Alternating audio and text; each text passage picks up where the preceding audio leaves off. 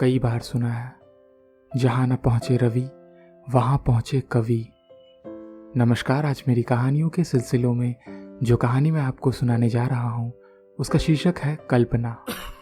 ऐसे ही एक इतवार की सुबह होगी जब अपनी खांसी को दबाते हुए हम बिस्तर पर लेटे लेटे आंखें खोलेंगे और चौंक जाएंगे अपने आसपास के नज़ारे को देखकर। चौंक जाएंगे ये सोचकर कि कब ये सब कुछ कैसे बदल गया, कब से ये इतवार अब इतवार जैसा नहीं रहा।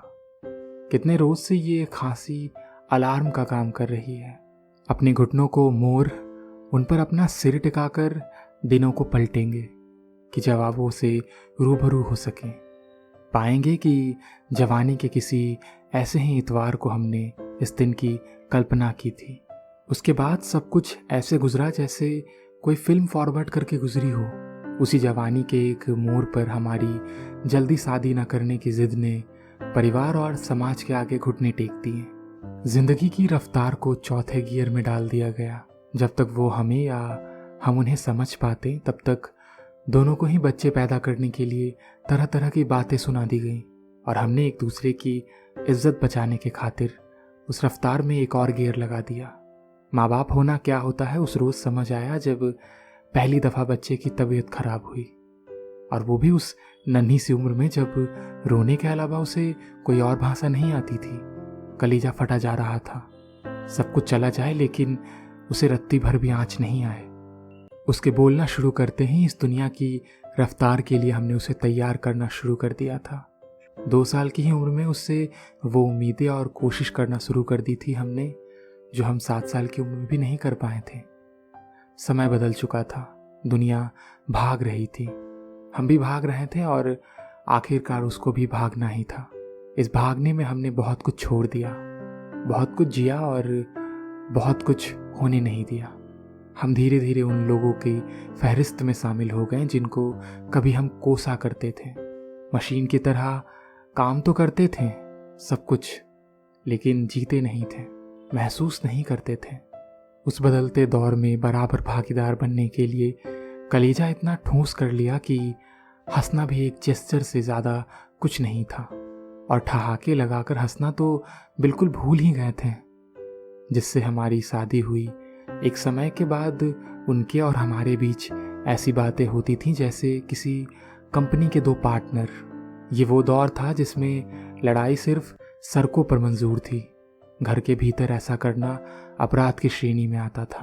भीतर ही भीतर अपना खून जलाने के अलावा कोई रास्ता नहीं था। खुलकर या सीधे तौर पर बातें करना जैसे कोई सुविधा ही नहीं बची थी। हर बात को लाद लपेट कर पेश करना ही एकमात्र तरीका रह गया था।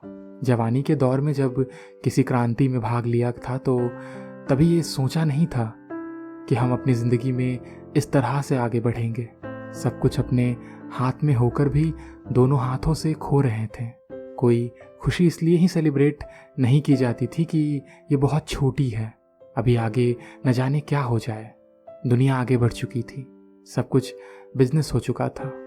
12वीं में फर्स्ट क्लास आने पर बाइक मिलने का वादा हमारी पीढ़ी के समय से ही शुरू हो चुका था, लेकिन अब 12वीं का पेपर देने भी बच्चे कार से जाया करते थे। बैचलर की डिग्री के साथ शादी का रजिस्ट्रेशन साथ लिए निकले बच्चे ने दोनों की फ़ोटो व्हाट्सएप पर भेजी थी। वो दुनिया के साथ भाग रहा था, आखिर हमने ही तो सिखाया था। दुख बहुत पहले सैचुरेशन पॉइंट को प्राप्त कर चुका था, जो बस अब नोटिफिकेशन की तरह आता था, जिसे एक स्वाइप मारकर निजात पाली जाती थी। जिससे हमारी शादी हुई उसने बिना किसी शिकायत के एक रोज़ इस दुनिया को अलविदा कह दिया था। Heart attack.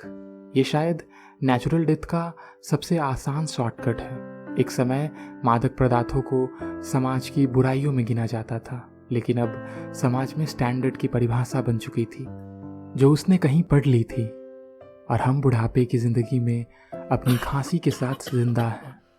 शुक्र है कि ये सिर्फ एक कल्पना है। ये वो इतवार नहीं बल्कि ये वो दिन है जब हम अपने कमरे में बैठे कहानियाँ लिख रहे हैं और खिड़की के पास बैठे इन सब बातों को सोच रहे हैं। खुशी है कि अभी कोई गम नहीं है, इंतज़ार है कि अभी जीना बहुत है। तो ये थी मेरी आज की कहानी कल्पना। जिसे लिखा था अर्पित गुप्ता ने। तो सुनते रहें मेरी कहानियाँ और मोहब्बत बनाए रखें। शुक्रिया।